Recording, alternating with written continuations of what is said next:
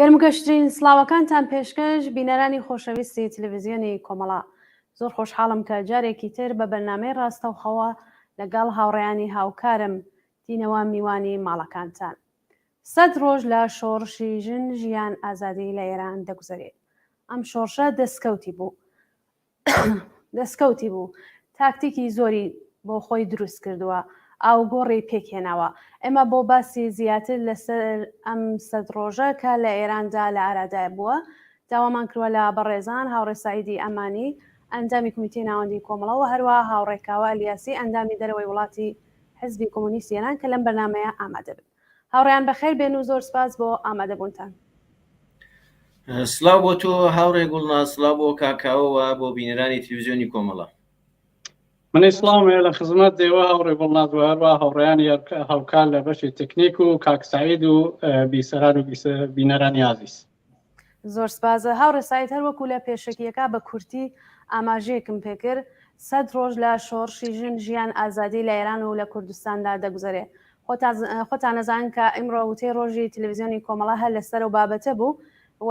باسی لەسەر دەستکەوتەکانی ئەم 100 ڕۆژە کردووە. ئێوە دەستکەوتەکان چۆن دەبین و چۆن باسی لێوەکەن؟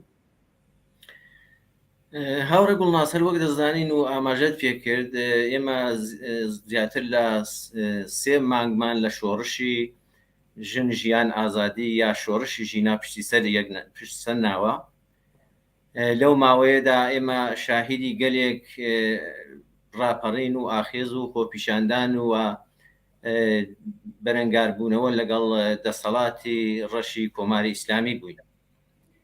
هەمومان دەزانین لەو بوارەشدا لەگەڵ ئەوەی کە شۆڕشێکی مەزنی کۆمەڵایەتی لە ئارادا بووە و هەموو چین و توێژەکانی کۆمەلگا تێیدا بەشدار بوون، هەزینەیەکی لە پێناودا دراوە. ئەم ئاخێزە کە ئێستا ینی ئەمڕۆ 100مین ڕۆژی تەواو کردووەوە، 100 ڕۆژی تێپەڕاندووە و هەروە بە گەرموگوڕی لە ئارادایە، ڕژیم نەیتوانیوە ئیرادەی ئەو خەڵکی کە هاتوونەتە مەیدان تێک پشکێنێ، بەڵکە بۆ خۆی ڕۆژەگە ڕۆژ ورەی لاوااستر بووە. دیارە لەم ماوەیەدا گەلێک دەستکەوتی زۆر گەورەی کۆمەڵایەتی و سیاسی لە ئاستی ئێراندا و گەلێک دەرسی پڕ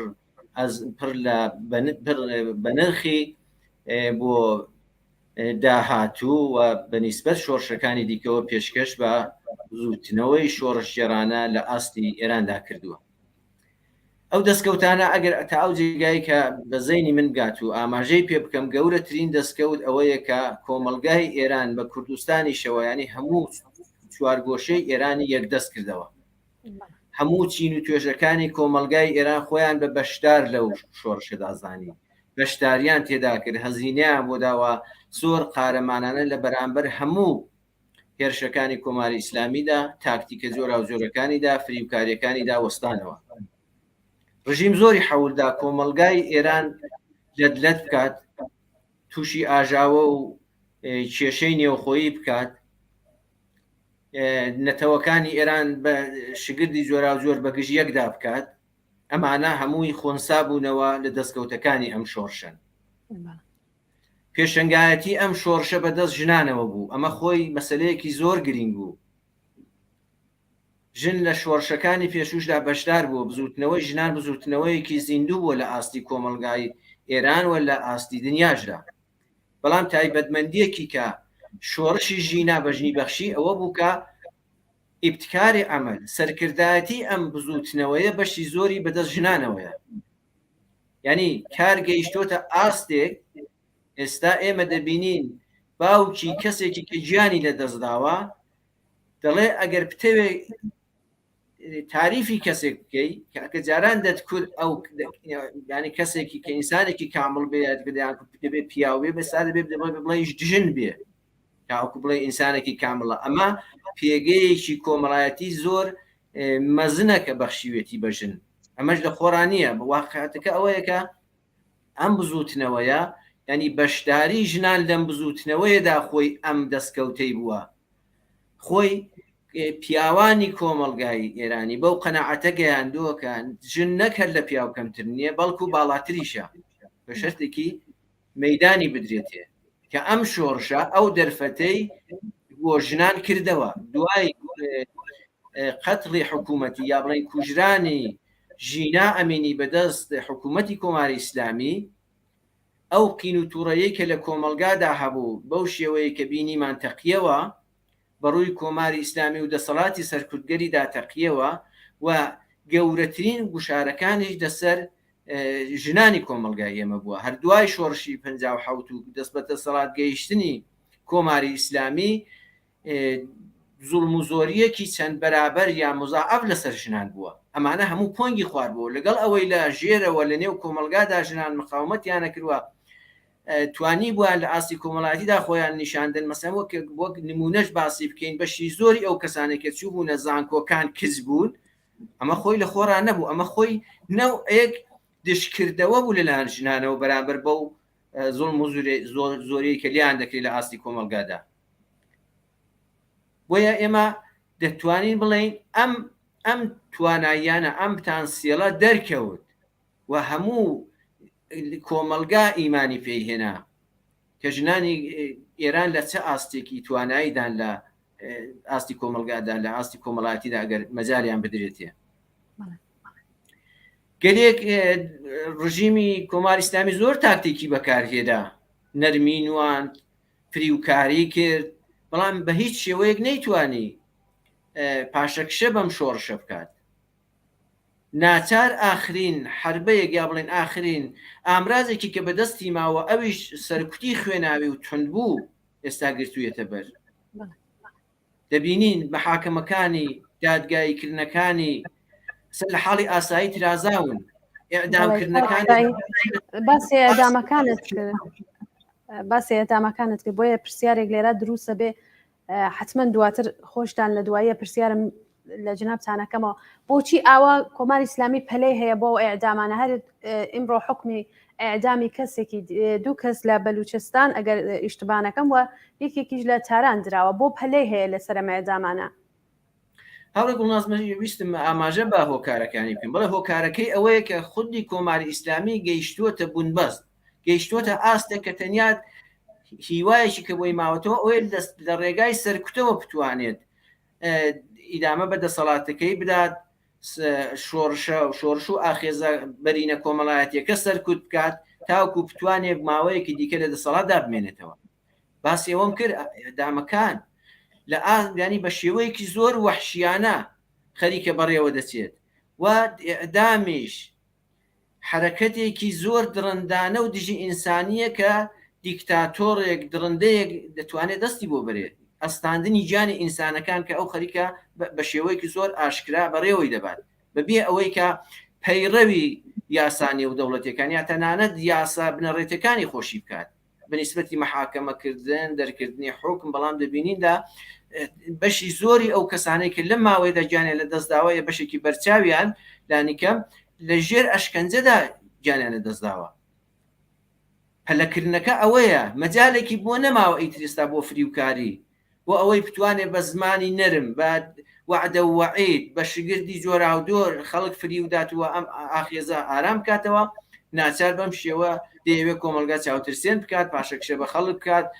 زانکۆکانی کردوتە پادگان شارەکانی هەموو کردوتە زیندانێکی گەورە ینی شارەکانی میلیتاریزە کردووە خودی زانکۆکانی بەو شێوەی کە دەبینین جەوی پۆلیسی بەسەر دازاڵکردون هەموو ئەوانە نیشانەی ئەوەیە کە ئەم ڕژیمە بە بوونبەست گەیشتووە و تەنیا هومیدێکی کەماوێتی ئەوەیە کە لەو هێزەکە ئێمەش دەمازانی ئەو هێزە شک دەباوە هەشێتی وە ڕۆژێکی ئیسفادەی لێ دەکا زۆر و زۆرداریە بەڵام لەگەڵ ئەوەشدا ڕۆحیەی هێزەکەی شکاوە و ئەوەش زۆر دەوام نایەنێت بە بڕوای من کە لە بەرابەر ئاخێزی جەماوەریدا بە چۆکداری بەڵێ زۆر سپاس هاوڕێ سعید حتمما تێمە بۆلاتان هاوڕێ سعید باسی لە دەستکەوتەکانی ئەم سەد ڕۆژە لە ئێران کردو لە شۆڕشی ژن ژیان ئازادی یان شۆڕشی ژینا ئەمینی ئێوە ئەم سەد ڕۆژە چۆن ئەرزیابیەکەن وەکو خۆتان ئەگەر بتانەوێت ئەم سەد ڕۆژە ئەرزیابی بکەن سەرەتا سەدومین ڕۆژی شۆڕش تەبریگێژم بە هەموو خەڵکی ئێران شۆڕژگەرانی سەر شەقام و خیابان و هەروە هەموو ئازیزانێک کە بە شێوەی لە شێوەکان چەل لەناوە چە لە دەروێ وڵات فعال بووگن کاریان کردگە لەم بۆردە و ئێدامە دەریان و هەم زمانێک سەری ڕێز و نوازشدا نەوێنم بۆ هەموو بنەماڵەی ئازیزی گیان بەخکردوانی شۆڕشی ژیان ئازادی و درو دەنێرم بۆ زیندانیانی کە لە سیاچاڵەکانی جمهوری ئیسلامین ئەل جملە لەم شۆڕشی ژیان ئازادی دەست بەسەر کراون. نسبەت بە دەستکەوتەکانی ئەم سەد ڕۆژەی شۆڕش بەڕاستی زۆر زۆرە نەگە گەرەکمان بێ بە وردەکاری باسییان کەین و بە ئیسلا دانەدانە تۆ لێ زۆرە کێشێ من ساڵ یەکەم هەر سەرتیترەکانی کاکسایدیش باسی کرد تقریبا ساڵ یەکەم منێک بەشێکی یا سەرتیترەکانی باسکەمەوی جەوەسە حکوومەتێکی اقتدارگەر تا دەندان مسلح کە پێی 43 ساڵ لە حاکمیەتی هەر بە سەرکاراتنی تا لە ئەوە ڕۆژەکانی سەرکارن هاتنیەوە دەها هزار ئینسانی شەریفی کۆش تاکەتێ بە ئیمڕۆ ئێدامەی بووگە کە لەی جەمعێکە و لەی جەمعێکی وەسیعەوە توانی بڵین لابردنی ئەم حکوومەتە ئینقلابکردنی بە ئیسڵام بەسەر ئەم حکوومەتە بۆیان خۆن و خەیاڵ بوو ئێدامە بە شێوەیە لە شێوەکان خەریکی زیندگی خۆیان بوون و باوەڕیان بە چنین ڕۆژێ ناکرد بەڵام بە گیان بەخکردنی ژینای عەزیز لە تارانە و هاتنە سەر شەقامی جوانانێک کە ئەتر بە ئیسڵای یاغین بەدەستی ئەو هەموو زڵمەوە ستارتی لێ دریا و ئەم ئینقلابە دەستی پێکرد یعنی ئینقلابێ کە بەتولی بە ئیسڵا خەڵکانێکی زۆر بۆیان خۆن و خەیاڵ بوو ئینقلابێکی ئەتانی بێژین جوانانە دەستی پێکرد ئینقلابیانە دەستی پێکرد ڕادیکاڵانە دەستی پێکرد ئینسانایەکن کە ئەتر لۆن و عەزیندەگی و سیستەمە بە هیچ شێوێ ناتوانن قبوڵ کرد و هەر ئەو جوانانە سیستمی ڕەهبەریەکەیان تقریبا گرکەسە دەست منزورمەوە نییە بە ئینحساری خۆیان دەریان ئاوردگەوانە خەڵکی تر ئیجازە نادەن بەڵکم خەڵکیان فێر کرد و جامعە سەرنجی جامعە و دنیایان ڕاکێشا بۆ ئەو نوع ڕەهبەریکردنە لە شەقام و خیابانە کە ئیمڕۆ توانێت کەسێ بێ سۆزیە توانێت کەسێکی تر بێ بنابە لێبوردووی و فەداکاریچ و تواناییچ سەرنجی دنیایان ڕاکێشاگە جمهوری ئیسلامی نەک زیندانەکانی حتا فرێ لە مجتەمەعەکانی کە بەدەستیەوە بووگە بۆ کارهایەکی تر پڕی کردگە لە خەڵکانی کە ڕۆژمەڕە ئەچێتە شەوانە یا بە ڕۆژە ئەیان گرێ وەکو ڕەهبەران یا وەکو کەسانایی کە تەوانان چ دەزانن لەم جوانانە یا لە خەڵکانی تر بەڵام جالبیەکەی وەسە هەرەوە ڕەهبەریە باستەولی دەبێتەوە ینی سبحان نەک هەر ئەوە گیریاگە انقلاب ناخەفێ شۆڕ ناخەفێ بەڵام تاکتیکی تری اتخاذەکردی نسبەت بە بەڕێوەبردننی شۆڕش بەشێکی تریشی ژنان لە ئێرانە خاوەرمیانە جملە وەکو ئەغڵبی جەهانە وڵاتانی جیهان سوێمی لێ کۆبووە و ئێرانی کە تحتی ئەو حاکمیەتە ژن هەمیشە جنسی دوو بووە و جایگایەکی تری بووە لە جامعە بەڵکو ئینقلابی دەوڵەت بەسەر دەوڵەتێکی اقتدارگەرا و سەرکوبگەرە بە وەسیلەی بە ئیسڵا شعاری ژیان ئازادی دەستی پێکرد یعنی ژنان وەکو ئاتەششانێ بوو کە فقط کافی بوو کە بەردێ لەسەر لووتکەی ئاتەششانەکە لاوەی ئینفجارکە ئەمە دانێت لە خاسیەتەکانی تری بوو دانێت لە تایبەتمەندیەکانی تری بوو ژنان لە عەرسەیەکی گۆستەردە بە شێوەیەکی بەربەڕین هانە خیابانە هانە شەقامە و ڕەهبەریەکەی بەڕاستیەکەن لە فرە بوارەوە بەشێکی تریشی وڵاتانێک زلهێز یاکەتەی غەرب کە ساڵیانی ساڵ باوجودیەوە ماهیەتی جمهوری ئیسلامیە ناسێ ئەزانێ ئایدامی کردگە ئەزانێ کوشت و کوشتاری بووە ئەزانێ ژنی تا بە چۆن لەسەر ژن حسابی کردگە بەرخۆردی بە ملیەتەکان چە بووە بە کەسانای سیاسی چە بووە بەڵام هەشتا غەرب وە وڵاتانی زلهێز لەسەر سفرەکەی خۆیان ڕێیان دابوو هەمیشە سەناڵیەکیان بۆ داڕیا بوو بە وجودی هەموو کەم و کۆڕیەکانیەوە بەڵام هەر دیتمان چەڕ لەمەوە بەر ئەو شۆڕشە تایبەتمەندی و شۆڕشە دانێتریەوەسە کارێکی کردەوە شۆڕشە کە ئەمانە مەجبور بوون کە لە بە ئیسڵا لە هینی لە مجمعی ئەو هینی ژن بە ئیسڵا ئیخراجی کەن کۆمسیۆنی ژنی بینەملەل ئیخراجی کەن کۆ بەمە ئەوە نەبوو کە نەیانزانی بێ پێشوو بەڵام ئەم شۆڕشە گەیاندی ئەو مەقتەعە ئالمان باوجودیەوە زانێ ساڵیانی ساڵ کە جمهوری ئیسلامی کێ فقط پارەکە لە حدی 2 ملیارد دلارە 2 ملیارد دلارە مراوداتی اقتصادی بووەتەکیە. بەڵام ئیمڕۆ بەو نەتیجە گەیگە کە ئەو شۆڕشە بە نەتیجەکی گەیانگە کە مەجبور بوو هەموو ئەوانەی تعلیق کردگە لەم 1-2 ڕۆژە. وڵاتانی تریش خەریکنەوەکەن یا خەریکن کارایەکی تر گەورەترەکەن. شتێکی دالبتری جەوەسە ساڵیانی ساڵ جمهوری ئیسلامی چە لە ناوە نسبەت بە ملیەتەکان و نسبەت بە حتا بە بیر و بوچوونەکان سعی کردگە اختلاف دروستکە لە ناویانە بۆ ئەوە بیان تاتە گژیەکە بۆ اختلافی لە ناویان دروستکە وە خۆی حکوومەتکە. ئیمڕۆ ئەوە لە ئێران نەماگەتر لەسەر تاسەر ئێرانە لە دفاع لە یەک لە پشتیوانی لە یەک شعارە درێ. بەشێتریشی لە کاری ئەوە بوو کە سعیە کرد اختلاف بخاتەنەوە خەڵکانێکە لەنەوە ئێران و ئێرانیانێک کە لە دەرەوەی وڵاتن. بەڵامی مرۆ واشاکە ئەو شعارەکە لە شەقامە دێ لە بە ئیسلام میانەکان و خیابانەکانی ئەوروپای چا لە تەرەفداری هەر لەو خیزەشە ئەدرێتەوە مدام هانە تەماسا بۆ ئەوەی کە بتوانن کاری باشتر و باشتر بکرێت. ئەو چەند شتە بە ئیسلام کە باسم کرد تایبەتمەندی ئەم شۆڕشەیە بەڵامەتانەی شتی فرەتریە بریامەتانێت لەسەری قسە بکە بەڵام هەموو بینەرانیش پێم وایە تا نازێکی فرە لەم مۆردە مشەخەسانە و ئاگادارن و دیگەانە هەر بۆیە ئەم شۆڕشە بەردەوام بووگە و ڕۆژ بە ڕۆژ تاکتیکی باشتری تەخاز کردگە و نەک پاشە کشێ پێ ناکرێت بەڵکو حتا وڵاتانی غەربی و زلهێزێکی سەرنجیانی بۆ ئەوە ڕاکێشایە تەن بدەن بۆ ئینقلابە و بە شێوەیە لە شێوەکان تەرەفداری دەکەن. بەڵێ زۆر سپاس هاوڕێکاوە حتمما تێمەوە بۆلاتان بۆ پرسیاری تر. هاوڕێ ساید ئێوە لە سوالی یەکمە باسی دەستکەوتەکانتان کرد ئەگەر بمانەوێت لەسەر ئەم سەد ڕۆژە باسکەین ئەم سەد ڕۆژە ئاوگۆڕێکی لە خۆتی کۆمەلگای ئێراندا دروست کردووە حتا لە ناو ساختاری حکوومەتیشە بە جۆرێک ئاوگۆڕێکی دروست کردووە ئەو ئاوگۆڕانە دەتوانێت چی بن بەڕای ئێوە؟ دەستکەوتەکان و ئاڵ و گۆڕەکانی کە ئەم ئاخێزە دروستی کردووە تقریبان لێک نزیکن وەختێک باسی ئاڵ و گۆڕەکانەکەین بەناوعێک باسی دەستکەوتەکانی دەکەین و بە پێچەوانەشەوە هەم لە قسەکانی کاکاوەداوە هەم منیش پێشتر ئاماژەمان بە هێندێک لەو مەسایلە کرد.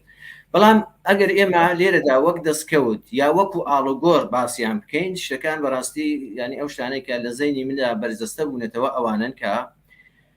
کوتمان کۆماری ئیسلامی لە ئاستی نێونەتەوەیدا زۆر لاواز بووە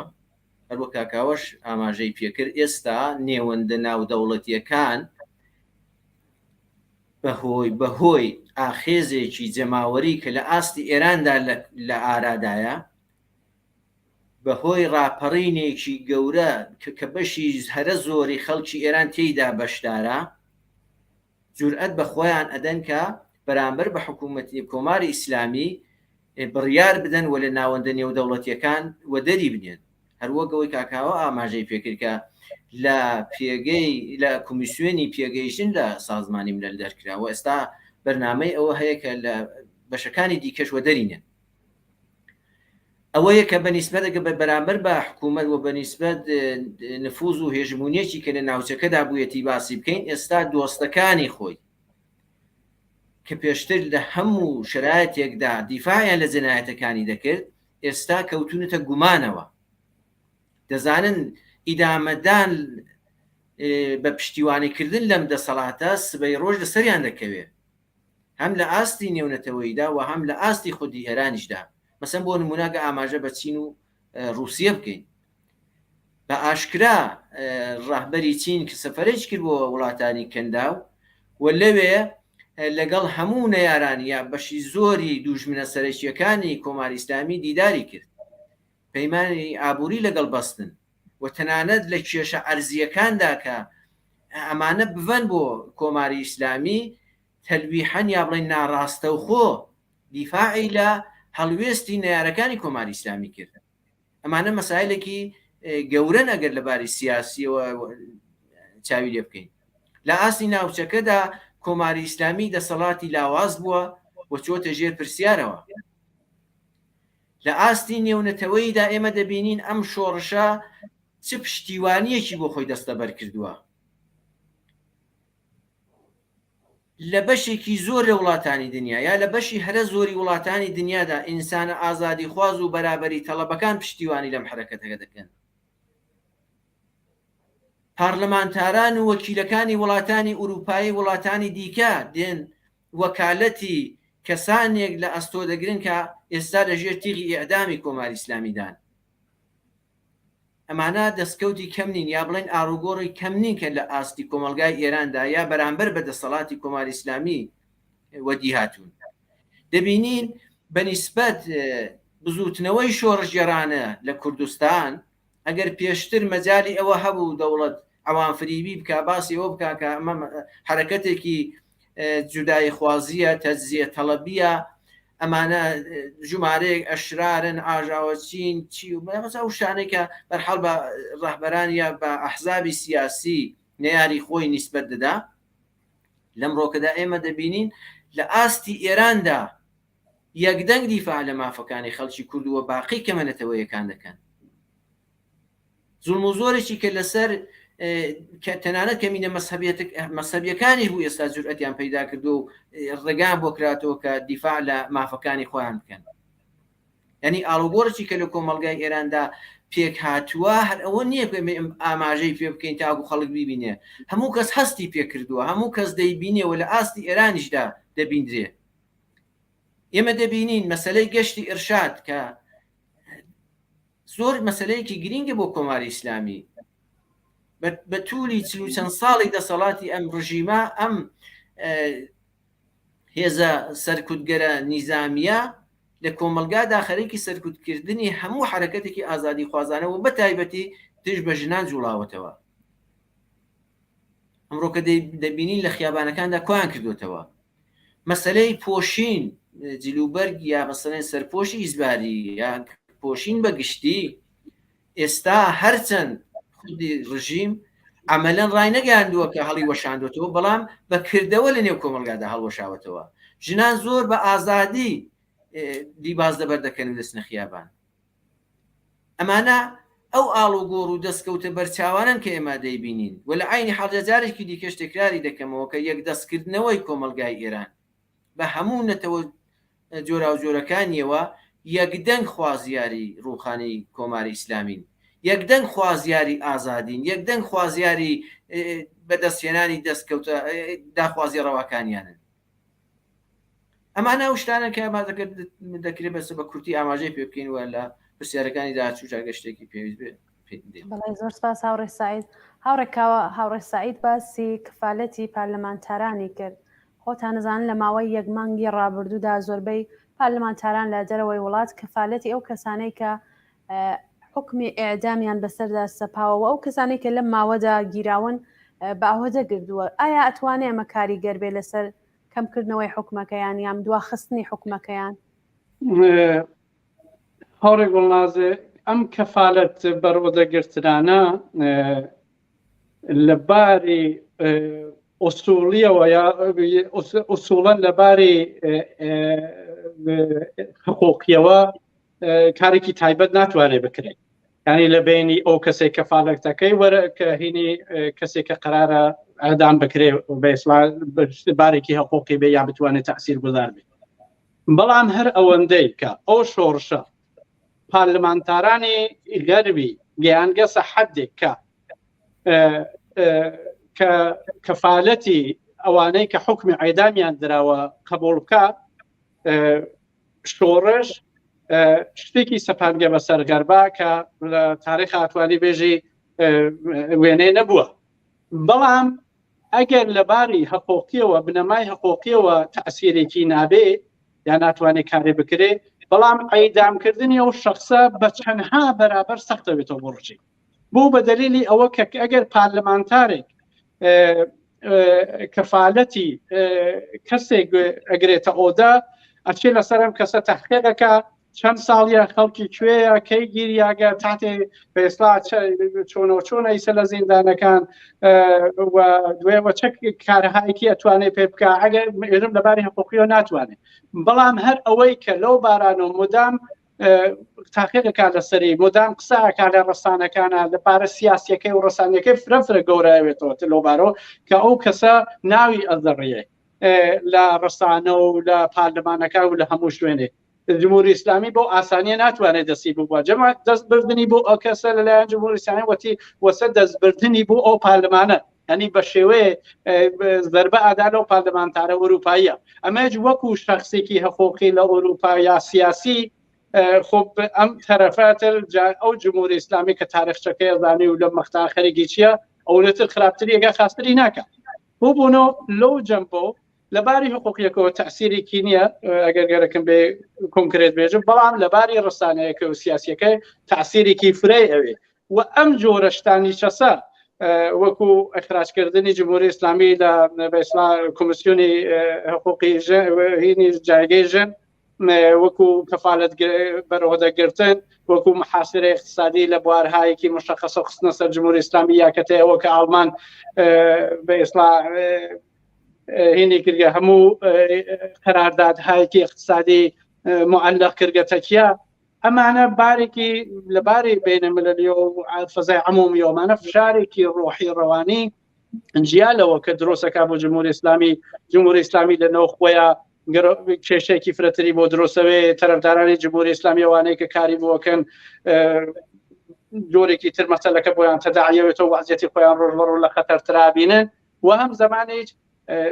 ئەم جۆرەشتانە لە بینی پارلەمانتارانی ئەوروپایە ئەس جۆر اتحادیە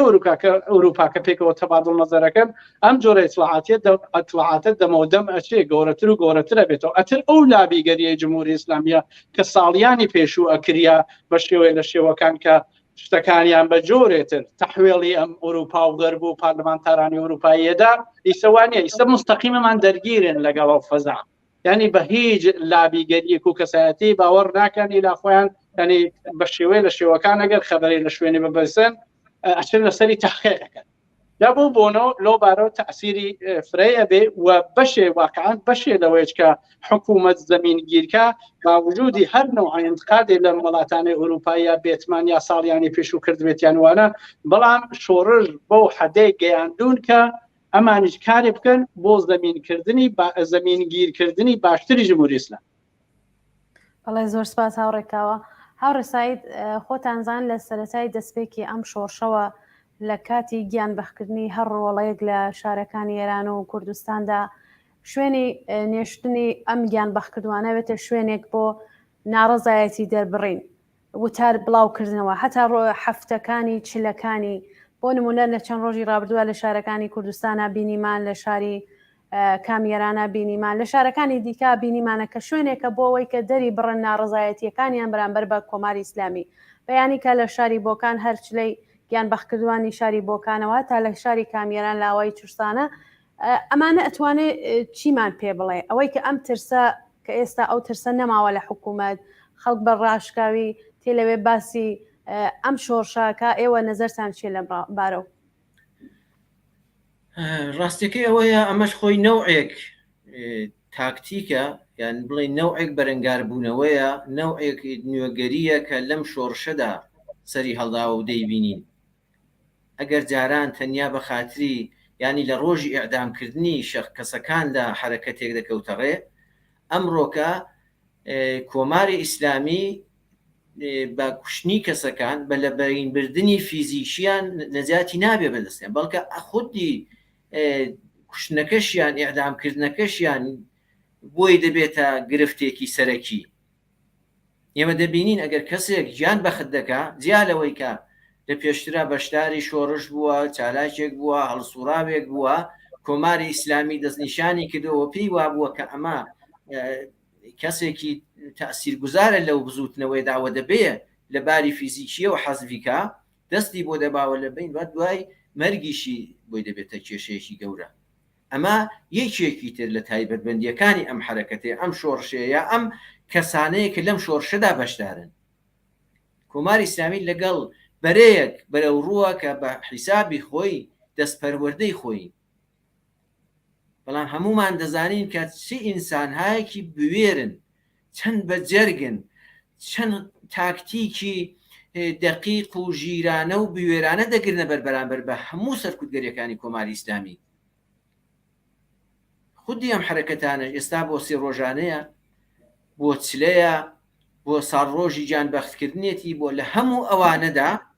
دەیانەوێت بە کۆماری ئیسلامی نیشان بدەن کە ئێمە درێژە دەری ڕێگای ئەو ئینسانەی کە لە پێناو داخوازیەکانی ئێمە و خۆی داگیانی بەخت کرد، ئەو داخوازی ڕەوایانەی کە ئەو حاضر بوو گیانی لە پێناویدا بداوە ئێمە پەیمان نوێ دەکەینەوە لەگەڵ ئەو کەسە بە چوونە سەر گۆڕەکەی بەگرتنی چلەکەی بە کۆبوونەوە بە شێوەی جەماوەری دەیانەوێت ئەو پەیامە بگەێنن کە ئێمە درێژە دەری ئەو ڕێگاین.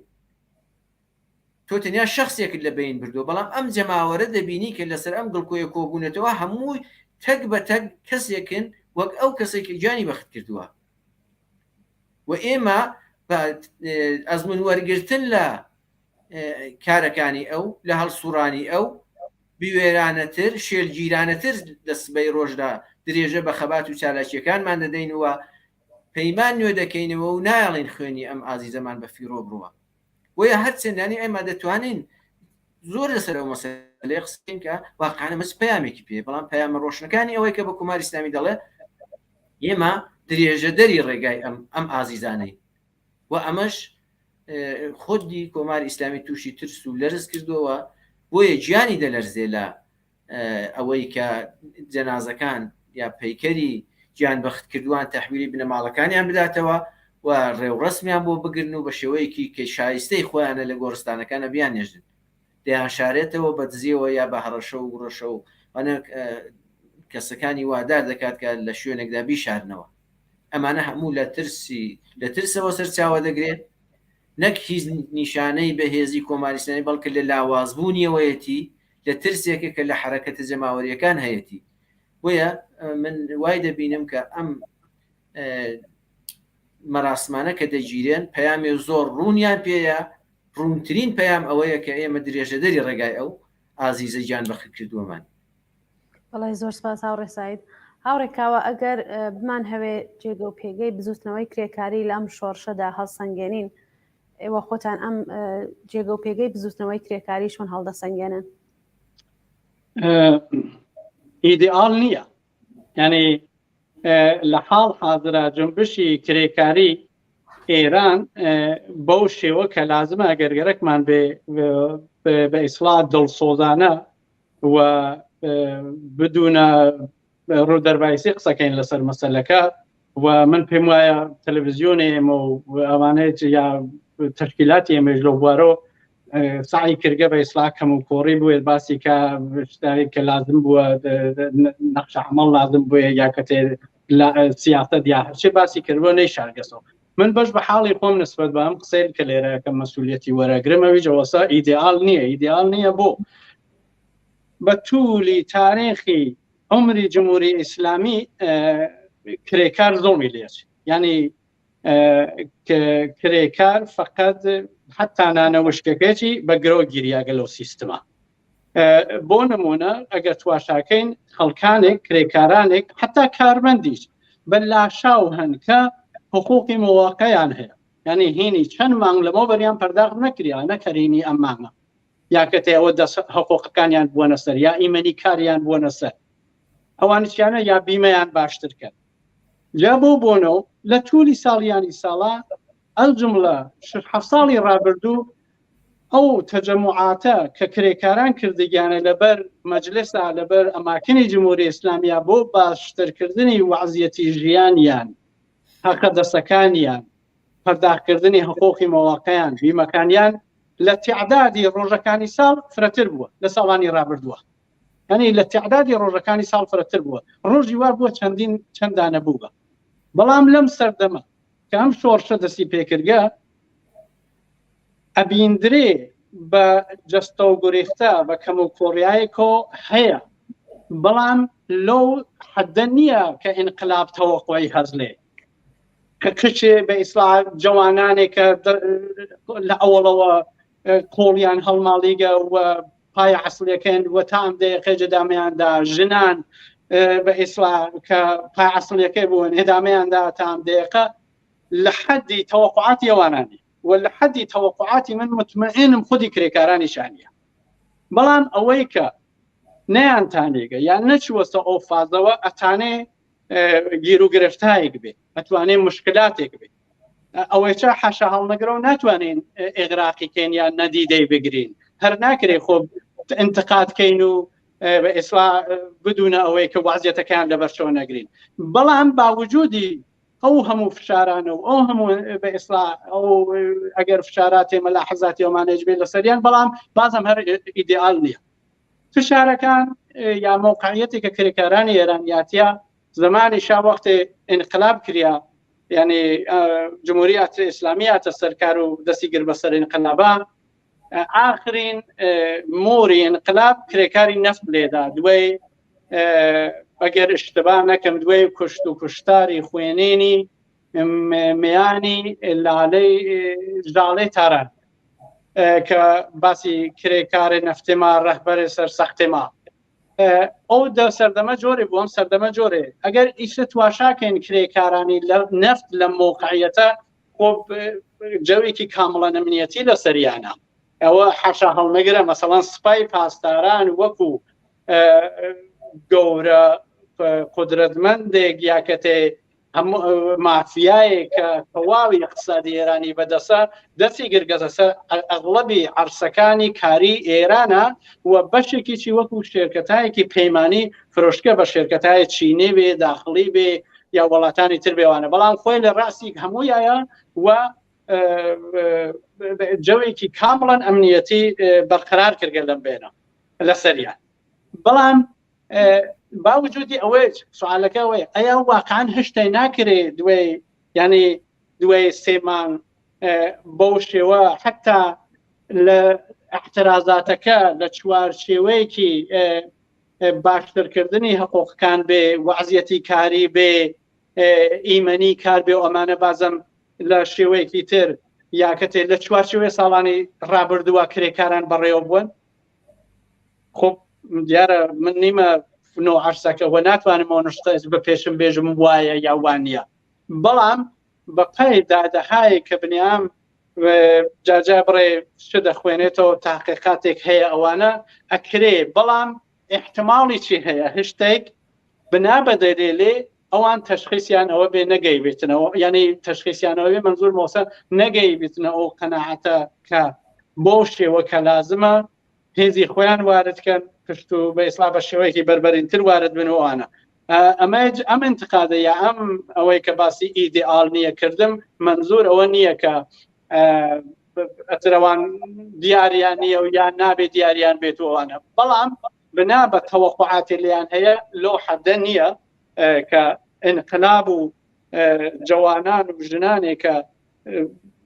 دەست بە دەستی یەک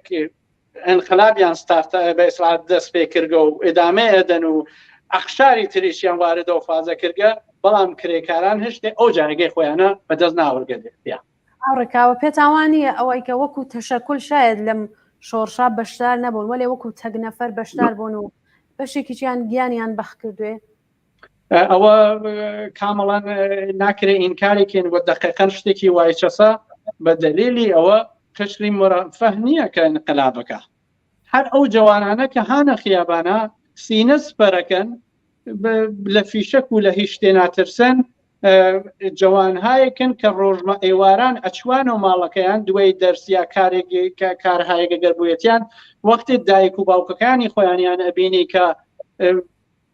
بە ئیسلا ئەفسوردەگیەکی کامەڵ ناخۆشیایەکی زیندگی سەراپایانی گرتبوو هەر ئەو دایک و باوکانە ئەوان بوون کە لە محیتی کارە لەسەر کارۆیا لە ئێدارەجاتاکە بەر ئەشەری فشاری کاریوانە حقوقێک کە پێیانە درە یا مشکلاتێک کە محیتی کار و ئێدارە و ساحر و کاربوویانی درۆستە کرد نیانەتانی بۆ شێوە کە لازمە لەگەڵ خانەوادەکان و مناڵەکانیانە بەرخوردکەن ئیمکاناتی سەرەتایی زیندگیان بۆ بەئێستا دابینکەن هەم ئەدایک و باوکەکان و هەرەوە منداڵانن لە خیابانە ئەوە کامەڵەن درۆستە وە قسەیەکی تیان نییە و هەر لەو قشرێکە واقعاً دیانی بەخت کردووە هەزینەی کردووە بەڵام لە وەختی باسی کرێکارەکەین بنا بە تەوەقع لێ هەیە وەکو کرێکار وەکو بە ئیسلام تئۆریاتێ سیاستێک توانایی هەیەک وەکو ئەوەی کە باسی لەکەین منێژم ئیدئال نییەوە جوابی نەداسەوە بۆ نیازەکە وجودیە بەڵێ زۆر سپاس هاوڕێکاوە دەست خۆش بێ. کاک سعید هاوڕێکاوە باسی شۆڕشی 57 کرد وتی هەر کرێکارانی نەفت بوون کە دوای مۆری ڕوخانی شایاندا پێتاوانیە هەر لە سەرەتای هاتنە سەرکاری کۆماری ئیسلامیەوە کۆماری ئیسلامی نیگەرانی بوو لەوەی کە نێڵێ کرێکاران تەشەکولێکی مستەقلیان بێ یانێ لە داهاتووی خۆی نیگەران بێ پێتاوانی ئەو تەجروبەیە بووە؟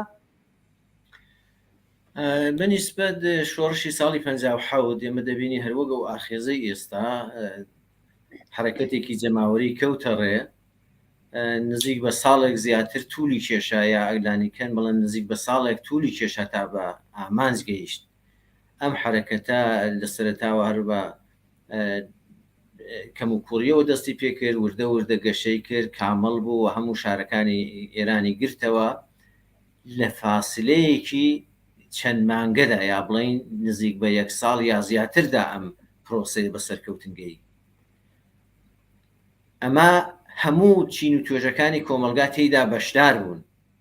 بەڵام گورزی کۆتایی کرێکارانی شیرکەتی نەوت لە ڕژیمی پاشایەتیان وەشان کاتێک شێرەکانی نەوتیان گرتەوە وەیتر نەیتوانی نەوت هەناردەی دەرەوە بکات و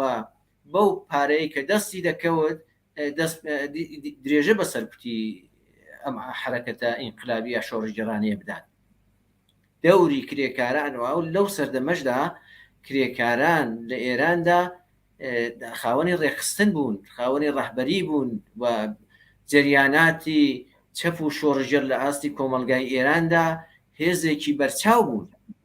یا دەتوانین ئیدعا بکەین بڵین بەشی زۆری هەزینەی شۆڕشی ساڵی 57 لەسەر ئینسانای ئازادی خواز و چەپ و کۆمونیستەکان و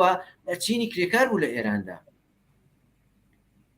بەڵێ دەتوانین بڵین ئەوان گورزی کۆتاییان لە ڕژیمی شاوەشاند و ڕوخاندیان بۆیە ئێستاش ئێمە لە هەموو قسە و باسەکانماندا باسی ئەوە دەکەین کە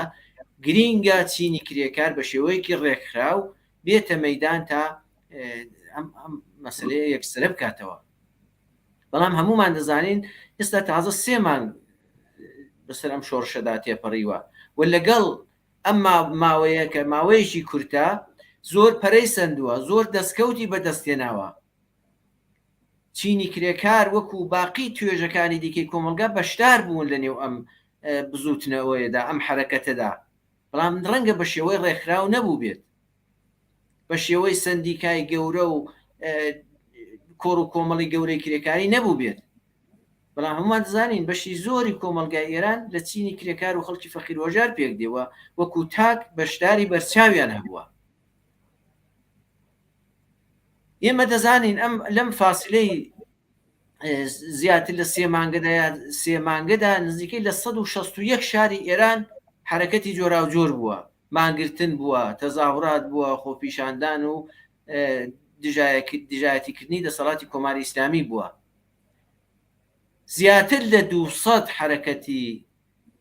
شۆڕژگەڕانە لە ئێراندا ڕوویداوە خۆپیشاندان بوو بێ مانگرتن بوو بێت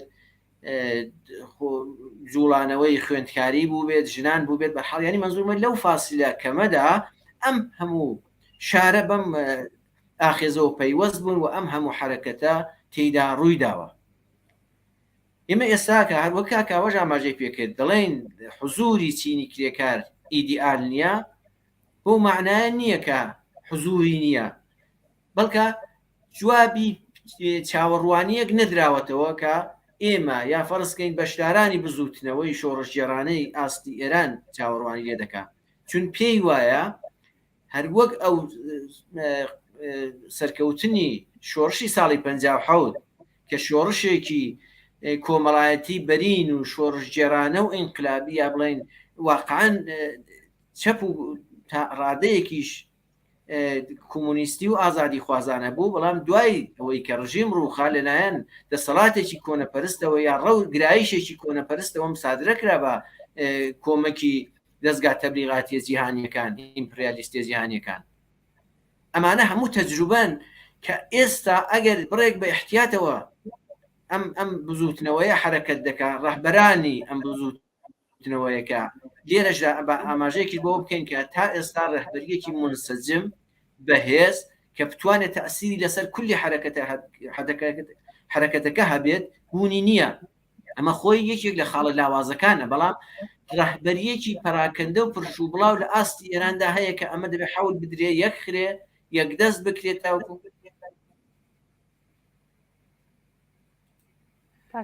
تاوەکو بتوانێت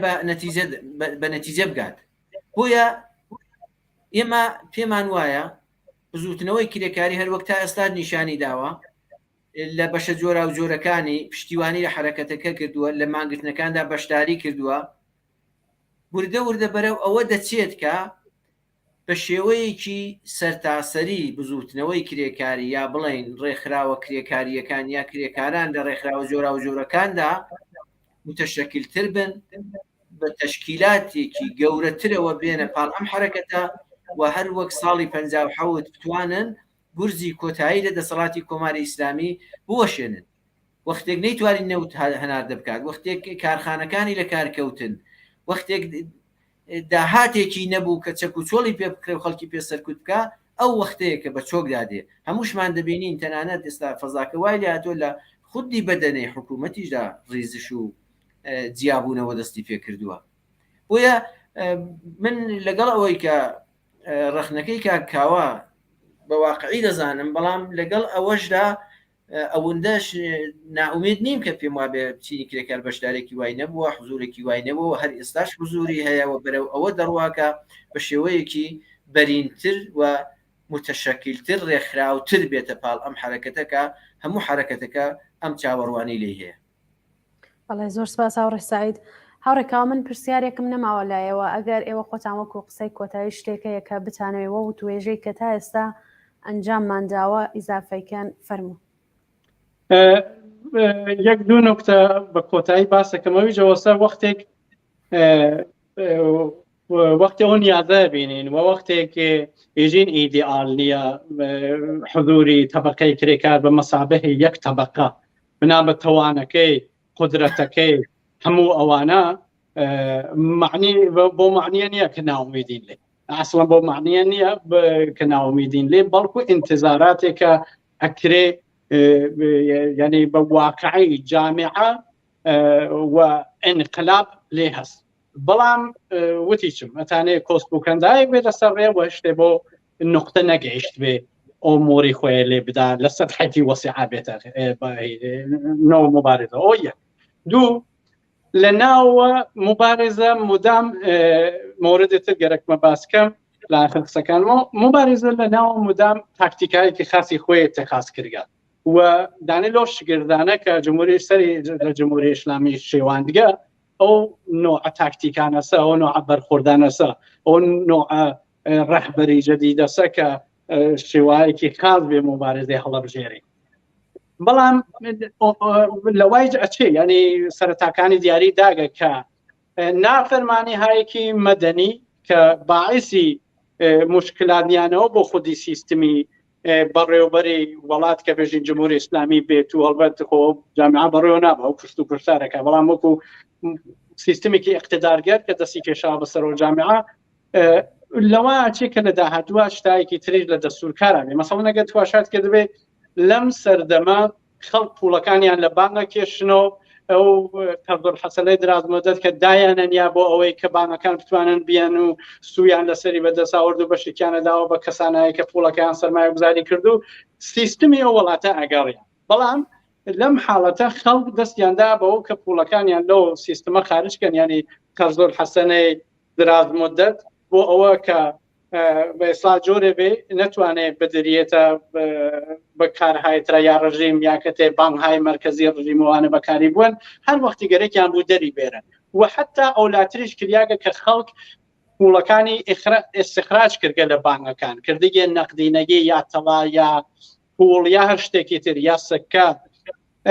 و حتا بەشت ئەولاتریش کریاگەوی جەوەسا پوڵەکان کە لەنەو بازارە بۆ خرید و ئەوانەی پێداویستی ڕۆژ بەکاریەوە لەسەری شعارە نووسن، لەسەری وەقت و سعاتی احترازات و جەمەبوونەوانە ئەنووسێ. ئەمە خۆی دوو شتی باشی ها بە پشتەوە، یعنی لە بەخۆی ئەگرێ. یەک وەسە کە ئەم پوڵە و ڕدوبەدەڵەوێت و خەڵگای بێنێت چێ پێ نووسیاگەوانە و خەڵکانێکن سایەکەن هەوکاری بکەن خەڵکایەکەن ئەگەر لەو بارە ناتان بارێکی تر و هەم زمانیش ئەم پوڵانە وەختی ئەچێتەوە نەوە بانک ئەگەر بگەیتەوە آخر مەرحەلەکەی لێ بانک یا ئەماکنێکی دەوڵەتی دەوڵەت مەجبورە ئەم پوڵانە لە بازار ئخراجکە ینی لای بە جەمیۆکە بۆ جەمەوکردنی مەجبورە خۆ جەمیەکاتەوە لایەبا مەجبورە پوڵی تازە چاپکە وەختی پوڵی تازە چاپەکە هەزینەی فرەسەرەوەی هەست بۆ دەوڵەت ئەمانێژ نوعی نافەرمانی مەدەنیە کە خۆشبەختانە دەستی پێکردە نافەرمانیای مەدەنیش هەست کە حتممەە لە داهاتوە مردم بە ابتکاراتی خۆیان وتم باوجودی ئەم ڕێهبەریە تازە و تەکتیکای تازە ئەس جملە پەرداخ نەکردنی قەبزی ئاو بەرق و تەلەفۆن و فرێشتی ترە نازانم ئیدارەی بە شێوایەکی مختلف نەتوانێت یان گەرەکی منەچێتۆ سەرکار تاکتیکانێکی خاصەیە بۆ نەچێتۆ سەرکار یا فرشتی تر گەرەک بەبێژم ئەمانە شتایەکن کە خۆشببینانن خۆشببختانش دەستی پێکردگە و ئێدامەدارە بێ فقط گەرەکم و لەسەرەوە پێم مهمەت ئەکێت کە مۆدو نوکتە سپاس بۆەوە زۆر سپاس هاوڕێکاوە زۆر سپاس بۆ ئامادەبوونت هاوڕێسایی ئێوەی دەتوانن 2 دقیقەوەکو کۆتایی ئەگەر قسێکسان ماوە ئیزافەیکەن ئەمنیش دە و فرسەتەی سواداکەم و بە شێوەیەکی کۆنکرێت وەڵامی پرسیارەکەی پێشتر کە هێرش بۆ سەر کرێکاران هەر لە سەرەتای هاتنە سەرکاری کۆماری ئیسلامیەوە ئەمە واقعیەتێک بوو وەختێک کۆماری ئیسلامی دەسەڵاتی بەدەستەوە گرت یەکەم هێرشی بۆ سەر ڕەوتە چەپەکان بوو لە دەزانکۆکان بۆ سەر ئەحزابی چەپ و کۆمونیستی بوو بۆ سەر ئەحزابێک بووکە لایەنگری چینی کرێکاربوو بۆ سەر تەشەکل کرێکاریەکان لە هەموو شوێنێکی ئێرانەوە بە تایبەتی لە کارخانەکاندا شوڕا کرێکاریەکان دەسەڵاتدار بوون ئەوانەی هەموو هەڵوەشاندەوە بە شوڕای ئیسلامی لە جێگا دانان و بەشی بەم شێوانە کۆنتترۆلی کردن بەڵام لەگەڵ هەموو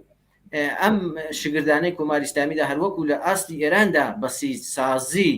دەیویست بە بەسیکردنی دانیش ئاموزان بتوانێت کۆمەلگا کۆنتترۆل کات بۆ نەتیجەکەی مابینی بە نیسبەتی کرێکارە نیشەوە هەر ئەوە بوو بۆیە هەر لە سەرەتای هاتنە سەرکاری کۆماری ئیسلامیەوە کرێکاران لەژێر زەخت و زۆرێکدان کە لە ئەوەڵین سەرکوتەکانی کۆماری ئیسلامیەوە لەگەڵ ڕەوتە چەپەکاندا دەستی پێکرد بە نیسبەت ئەوەی کە لەم فاسلەیەدا کە بە منتان داوت باسی چی بکەم کە باز نەکرابێ ئەوەی واقع دەبێت تاکید لەسەر مەسلەی یەخستنی ئەم ڕێبەریە بکەینەوە کە باسی دەکەین دەڵێن ڕێبەریەک هەیە تاکتیکی جۆرا و جۆر ئیتخاز دەکات و دەتوانن بە شێوەیە کە ئەمڕۆکە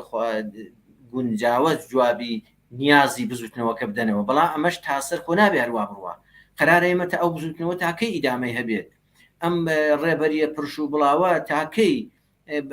ابتکارات کەسە و هەر لە ناوچە و لە هەر شار و لە هەر گەڕەکێک بە ابتکاراتی خۆیان بێنن حرەکەت وەڕێخن نەخرە دەبێت ڕۆژێک ئەمانە یەک بخرێتەوە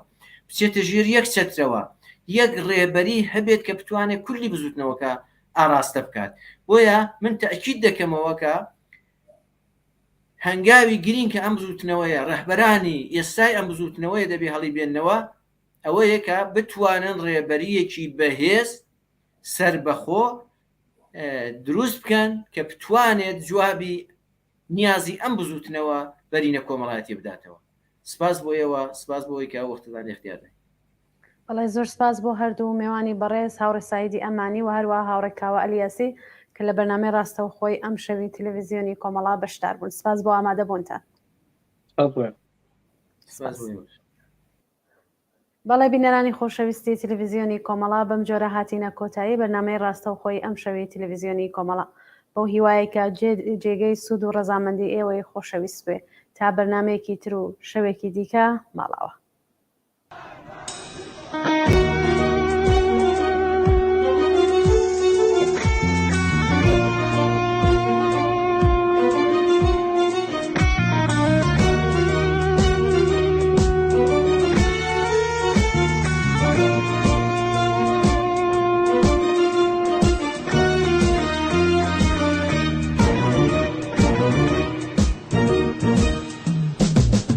خون جوانان ما لاله ها بردمیده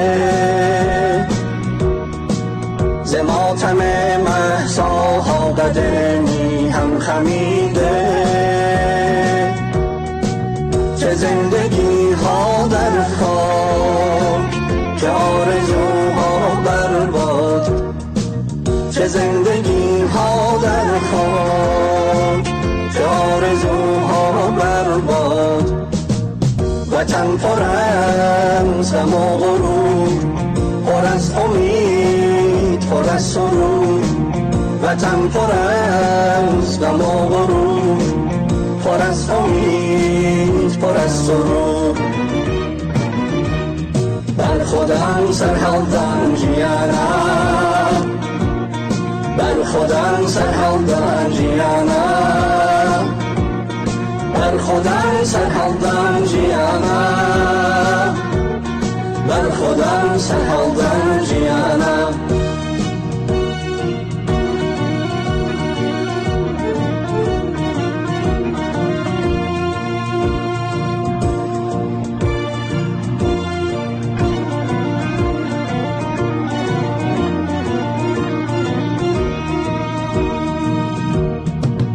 قسم به آن نهانی که دادیش با خون آب،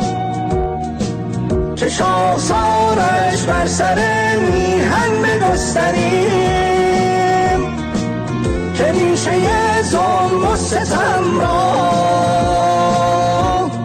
هم برکنیم،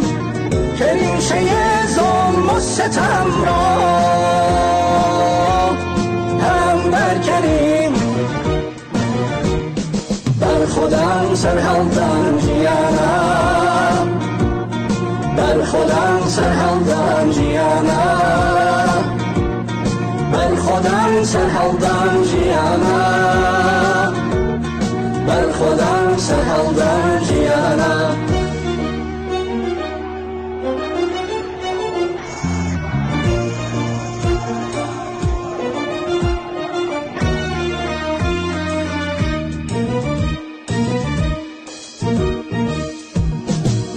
وحادث لنا دستوين بالخبات، وحادث لنا دستوين بالخبات. كرزقالي كين هرحمو من ولات، كداير كريم الرقوب الرقيم. بكيشي نسيداري طالي ولات، بكيشي نسيداري طالي ولات.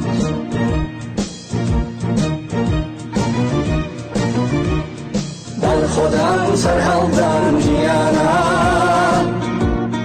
بر خودم سرحالدم جیانم، بر خودم سرحالدم جیانم، بر خودم سرحالدم جیانم. مشت تو بر سر و سینه